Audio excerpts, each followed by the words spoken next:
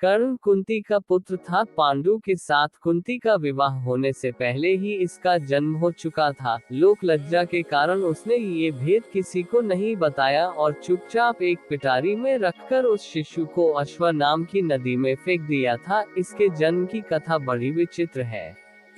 राजा कुंतीभोज ने कुंती को पाल पोस कर बड़ा किया था। राजा के यहाँ एक बार महर्षि दुर्वासा आए, कुंती से उनका बड़ा सत्कार किया और जब तक वे ठहरे उन्हीं की सेवा शुश्रूषा में रही। इसकी इस श्रद्धा भक्ति से प्रसन्न होकर महर्षि ने उसे वार दिया कि वह जिस देवता को मंत्र पढ़कर बुलाएगी वही आ जाएगा और उसको संतान भी प्रदान करेगा। कुंती ने नादानी के कारण महर्षि के वरदान की परीक्षा लेने के लिए सूर्य नारायण का आवाहन किया। बीएस उसी क्षण सूर्यदेव वहां आ गए। उन्हीं के सहवास के कारण कुंती के गर्भ से कर्ण का जन्म हुआ।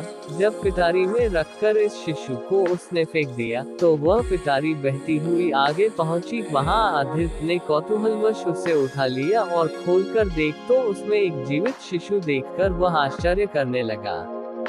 अधीर तो उस शिशु की निरीह अवस्था पर करुणा करके उसे अपने घर ले आया और उसका पालन पोषण करने लगा। उसने उसे अपनी संतान समझा। बालक के शरीर पर कवच कुंडल देखकर उसको और भी अधिक आश्चर्य हुआ और तभी उसे लगा कि वह बालक कोई होनहार राजकुमार है। उसने उसका नाम वसुसेन रखा। वसु का अर्थ है धन, कवच कुंडल रूपी धन उसके पास था। विधाता ने ही उसको इसे दिया था, इसलिए उसका नाम वसुसेन उचित ही था।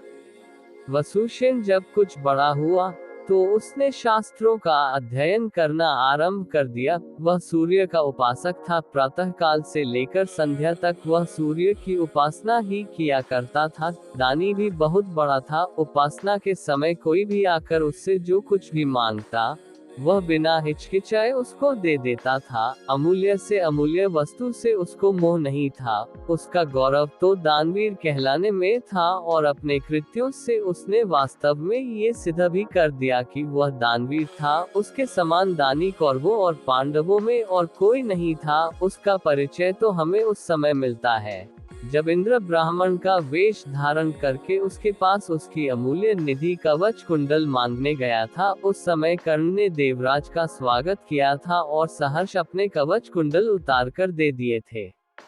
दान करते समय अपने हित या अहित विचार वह नहीं करता था। यद्यपि सूर्य भगवान पहले उससे मना कर चुके थे कि वह इन कवच कुंडलों को किसी को भी न दे, लेकिन दानवीर कर्ण किसी याचक को निराश करके वापस लौटाना तो जानता ही नहीं था। कर्ण के इस साहस के कारण ही उसका नाम वैकर्तन पड़ा था। यदि इस कवच कुंडलों को वह नहीं देता तो कोई भी योद्धा उसे युद्ध में परास्त नहीं कर सकता था। इंद्र ने अर्जुन के हित के लिए ही इनको मांगा था, क्योंकि इनके बिना अर्जुन कभी भी उसे नहीं हरा सकता था। फिर भी उसके इस अद्वितीय गुण से प्रभावित होकर इंद्र ने उसको एक पुरुष धातिनी अमोघ शक्ति दी। उस शक्ति से सामने का योद्धा किसी भी हालत में जीवित नहीं बच सकता था और उसको कर्ण ने अर्जुन के लिए रखा था। लेकिन श्री कृष्ण ने चाल चली और कर्ण की उस शक्ति को घटोत्कच पर चलवाकर अर्जुन के जीवन पर आए इस खतरे को सदा के लिए मिटा दिया।